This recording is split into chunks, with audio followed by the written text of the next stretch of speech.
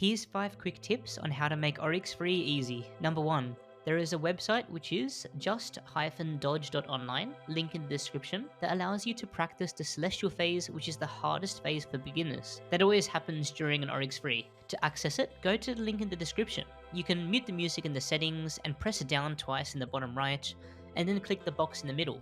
It starts you off on the left side of the room, and you want to sit there while slowly following the gaps made by the things circling the outside. You should do this practicer till you can at least do it 10 times. The Celestial phase always finishes when that gap you're following reaches the next carpet. On the page where you clicked into the Oryx free practicer, there's also a Lycoric's third counter practicer on the left, and a Dharma Miasma practicer on the right.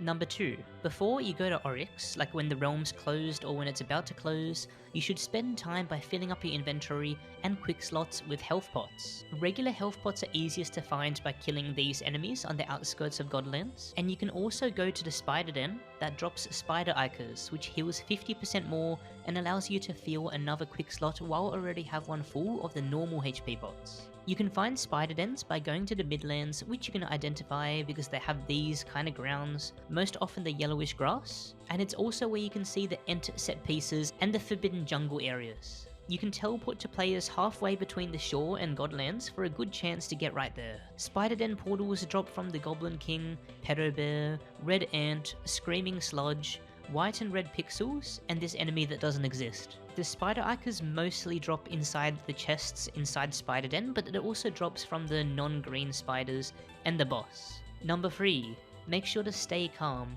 Don't move more than you need to, just relax. Use calculated dodges instead of constantly moving. For example, in this Celestial phase, I don't move to tank one shot instead of moving and tanking potentially 3 or more. In Celestial, I strongly recommend tanking the flame looking pet stasis shots over the boss shots, because the boss ones deal about 300 damage, or they can, and you can just out-heal the pet stasis shots. Also, here's some other phase specific tips for surviving. You might want to rewatch this part because it's all going to go quite quick. For outer rotates in Oryx free, you can hug the wall and let him pass without taking much damage. For inner rotates, I recommend passing him as early as possible. For meteors, stand to the right side of them and a bit up to find the safe spot. For Splendor, go right, left, down and up. For light walls, try to make them pass as early as possible, as long as it doesn't make you go too close to the boss. It's kind of like getting your homework done early instead of panicking last minute. For Miasma, stay close to the boss so that you don't have to move as much and you'd have to fall behind. If you do fall behind, don't underestimate moving slowly right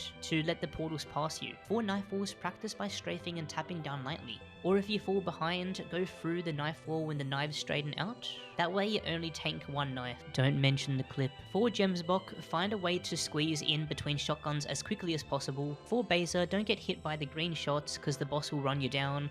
And don't sit on the birds or on the walls because it blocks more directions for you to dodge. But I guess that goes for the whole game with standing on walls. This is a silly safe spot for Lycorix. You can be here for the entire first and third phase except during a down arrow pattern and the third counter. Tip number 4. For gear, make sure you use gear that you're willing to lose. If you're just starting out learning, use gear that gives you max HP to increase the chance that you don't get bopped in one go. An example of this is a tier 3 to 5 ring if you're new to learning Oryx free. They give you crazy stats for how common they are. And make sure you bring a Snake Eye ring unless you already have Speedy. Snake Eye rings are common from the Snake Pit and allow you to get a strong speed boost for 2 seconds, with only a 5-second cooldown, if you use your ability while wearing it. You can use a HP ring and then swap to the Snake Eye ring and use an ability to get a speed boost that could save you in an O3 chase phase. Tip number 5, initially you should use classes that have an easier time completing O3. I recommend using faster and more maneuverable classes like Warrior, Ninja or Trickster. They're super fast and only require their tier 0 abilities to be effective. Feel free to bring 0-8s to learn, because once you do finish it with a 0-8, it only gets easier from there once you bring more high value gear and more stats. If you want to get better at this game,